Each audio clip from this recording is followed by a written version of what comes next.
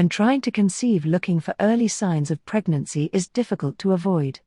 One of the most common fertility chart pattern looked into is the elusive implantation dip. The term implantation dip is often used to refer to a luteal phase dip that occurs around the time of expected implantation, 7 to 10 days past ovulation.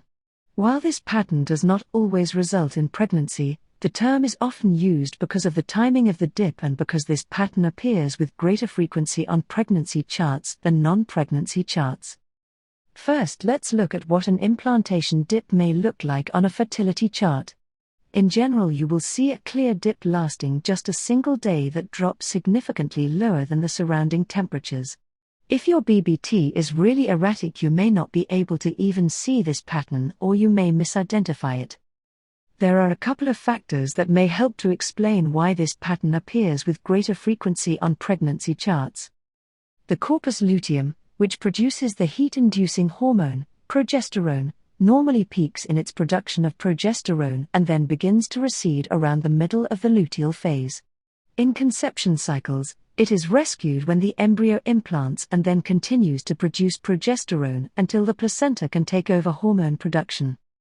Estrogen, in opposition to progesterone, has a lowering effect on temperatures.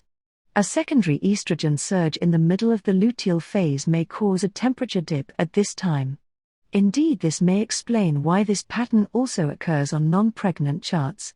Mid-luteal phase estrogen levels have been found to be higher in conception cycles than non-conception cycles, and this may also contribute to the greater frequency with which we see this pattern on pregnancy charts. When you see a mid-luteal phase dip on your chart, however, it does not necessarily mean that you are pregnant. Likewise, you do not have to see this pattern to be pregnant. As long as you covered your fertile window, you have a chance to be pregnant with any ovulation pattern. Please check fertilityfriend.com website FAQ section for our implantation dip stats study.